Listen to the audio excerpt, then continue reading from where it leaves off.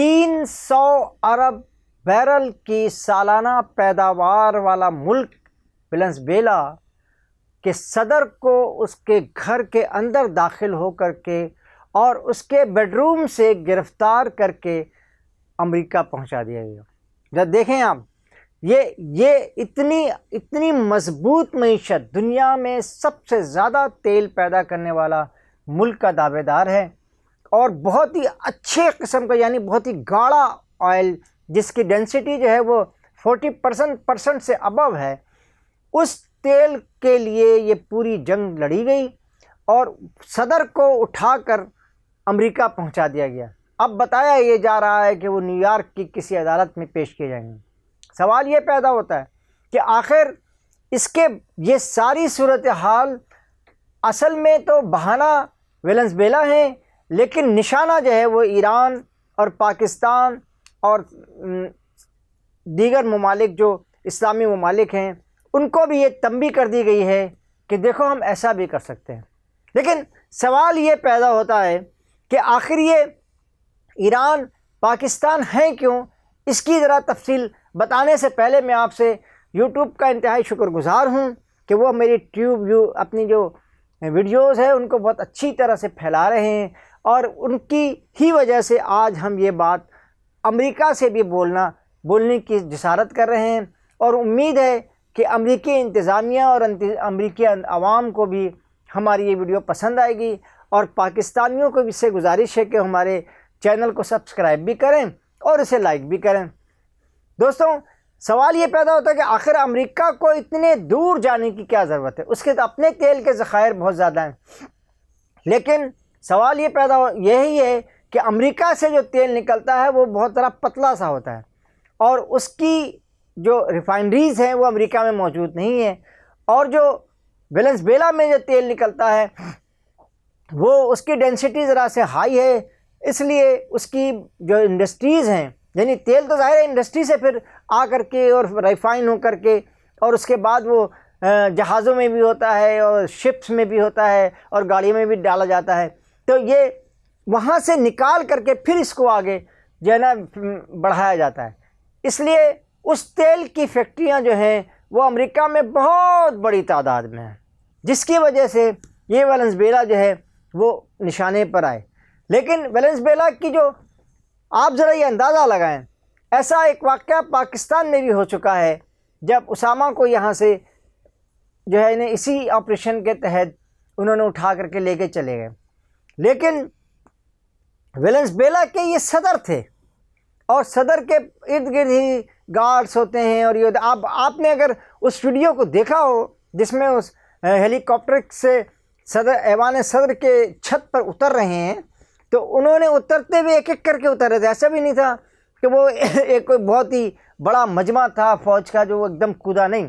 ایک ایک کر کے اترے، اور وہ سیدھے بھاگ کر کے ان کے کمرے میں گئے جہاں مادورا اور ان کی اہلیہ، نکولس مادورا اور ان کی اہلیہ جو ہیں آرام فرما رہے تھے۔ لیکن اس سے پہلے میں آپ کو یہ بھی بتاتا چلوں کہ 3 گھنٹے تک چین کے سفیر جو تھے ان سے ملاقات کر کے گئے تھے، اور انہیں ساری صورتحال سے یقیناً اور تو کچھ کام ہوا نہیں ہوگا، آگاہ کر دیا ہوگا کہ بھائی ذرا بچ بچا کے رہنا، لیکن ان کے ایوان صدر میں، آپ ہمارے ایوان صدر میں چلے جائیں تو آپ کو بہت سارے مضبوط فوج، پاکستان کی جو مضبوط فوج ہے وہی دراصل اس پورے پاکستان کی اللہ کی نے جو اس کو نعمت دی ہے، وہ ایک مضبوط فوج، ایمان سے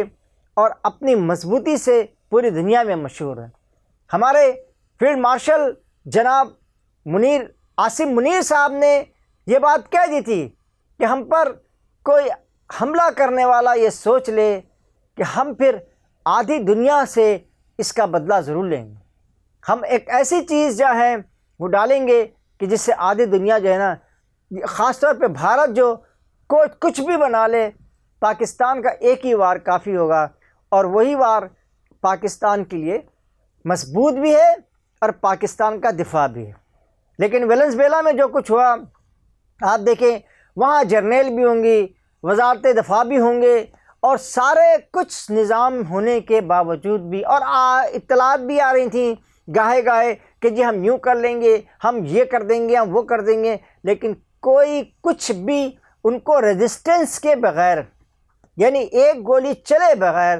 ان کو اٹھا کر کے جو ہے نا امریکہ پہنچا دیا گیا۔ اطلاعات تو شاید یہ بھی ہیں کہ کچھ امریکی سپاہی بھی زخمی ہوئے ہیں، جو یقینی طور پہ کوئی گارڈز وغیرہ جو وفادار گارڈز ہوتے ہیں انہوں نے شاید فائرنگ کی ہو، لیکن ان کو بھی مار کر کے اور امریکی چلے گئے۔ اب یہ سب کچھ جو اسٹیج پہ کیا گیا ڈرامہ، اب یہ کیا تسلسل سے جاری رہے گا؟ اور کیا اقوام متحدہ کے سلامتی کونسل جو ہے وہ اس بات کی اجازت دیتی رہے گی؟ آپ کو تو پتہ ہی ہے کہ امریکہ کے پاس ویٹو ہے، اگر اس کے خلاف چین، روس اور دیگر ممالک نے، جس میں پاکستان بھی آج کل سلامتی کونسل کا رکن ہے، اور بھی اس کے قریبی 2-4 ممالک ہیں، وہ سارے کے سارے مل کر بھی اگر وہ چاہیں تو امریکہ کا ایک ویٹو سے ہر چیز ہٹو ہو جائے گی، اور کوئی بھی پوری دنیا میں ایک مرتبہ تھوڑا شور ہونے کے بعد اس کے بعد ہمیشہ کے لیے ختم ہو جائے گا۔ لیکن اس کے بعد خطرہ کس کے لیے؟ اس کے بعد خطرہ وہی ایران جس کا اسرائیل بھی دشمن ہے اور جس کا یورپ بھی کوئی دوست نہیں ہے، اور امریکہ تو ظاہر ہے اسرائیل کا ہی دوست ہے، وہ اور کسی کے دوست ہے تو وہ اس کا دھوکہ ہے، اس آدمی کو دھوکہ ہے جو وہ سمجھ رہا ہے کہ امریکہ اس کا دوست بھی ہے، کیونکہ وہ پہلے اسرائیل کا دوست ہے، اور اسرائیل کے جو ٹارگٹ میں 2 ممالک آپ کو معلوم ہے بالکل واضح ہیں۔ پہلا ملک تو ایران تو وہ بہانہ کر رہا ہے، لیکن اصل نشانہ جو ہے وہ پاکستان ہے۔ اسی طرح نارتھ کوریا کے نشانے پہ امریکہ نارتھ کوریا جو ہے اس کو نشانہ بنانے کی تیاری کر رہا ہے۔ تو یہ سارا جو گیم اس وقت یعنی ایک بڑی لڑائی کی طرف جو ہے یہ سارے گیم جا رہا ہے، اور اس سے یہ محسوس ہو رہا ہے کہ دنیا کو ایک بڑی جنگ کی طرف ڈھکیلنے کی کوشش کی جا رہی ہے۔ اب میں آپ کو یہ بتاؤں کہ وینزویلا میں تو شاید اس کا کوئی زیادہ ریئیکشن نہ آئے، اور اب تک بھی کوئی وہاں سے کوئی خاص ریئیکشن نہیں آیا، لیکن یہ بات شاید امریکہ کو بھی معلوم ہے اور دنیا کو بھی معلوم ہے، اور اس سلسلے میں سفارتکاری بھی چین بھی کر رہا ہے متحدہ عرب امارات اور سعودی عرب کے اتحاد کے لیے، اور چین یہ بھی چاہتا ہے کہ امریکہ جو ہے وہ جو ایران کے جو معاملات ہیں، جس میں وہاں مظاہرے تو ضرور ہو رہے ہیں، یقینی طور پہ اس وقت ڈالر جو ہے وہاں 1 لاکھ سے بھی زیادہ کا ہو چکا ہے، یہ ساری صورتحال، اور وہاں پہ جو ہے روٹی نہیں ہے، لوگوں کو کھانے کے لیے نہیں مل رہا ہے، لیکن ٹھیک ہے، دیکھیں انہوں نے ابھی ایک بہت بڑی جنگ لڑی ہے اسرائیل کے ساتھ، جس میں امریکہ بھی اس کا اتحادی تھا، لیکن کیا یہ پوری صورتحال یہ بتا رہی ہے کہ ایران میں رجیم چینج کیا جائے گا، اور امریکہ کی یعنی رضا شاہ پہلوی جو یہاں سے جا چکے ہیں، جن کی اب قبر بھی ختم ہو چکی ہے، وہ مصر میں دفن ہیں، کیا رضا شاہ پہلوی کے جو بیٹے ہیں وہ یہاں آئیں گے اور اسے دوبارہ امریکہ کی اسٹیٹ بنائیں گے ایران کو؟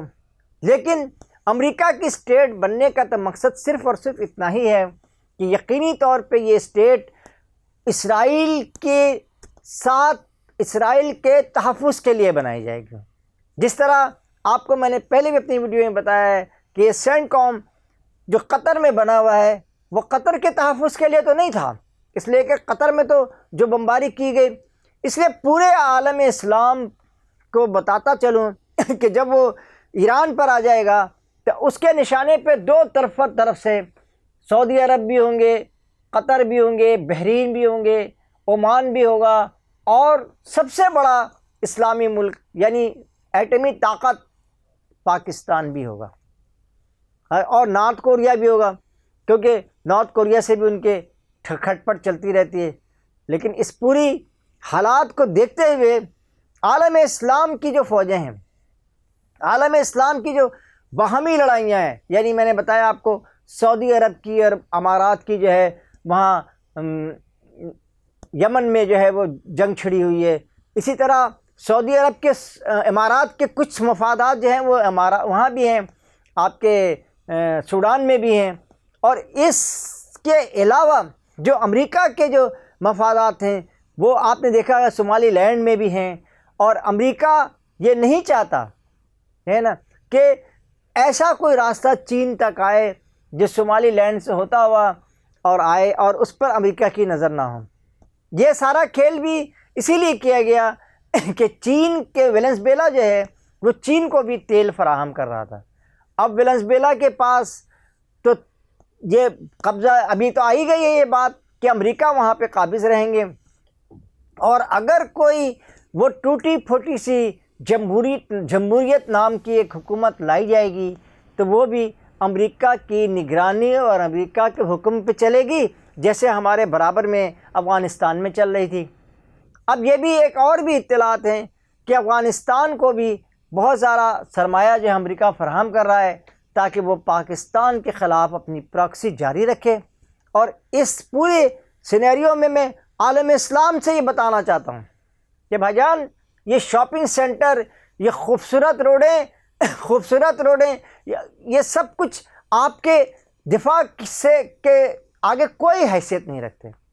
یہ جو آپ کے بڑے بڑے تیل کے کنویں ہیں اور جس میں جو ٹینک میں بھرے جاتے ہیں، اور ٹینک اتنے ٹن بن گئے اور اتنے ٹن بن گئے، یہ تیل کے ٹن جو ہیں وہ ٹینک سے زیادہ خوبصورت اور زیادہ محفوظ نہیں ہیں۔ نہ وہ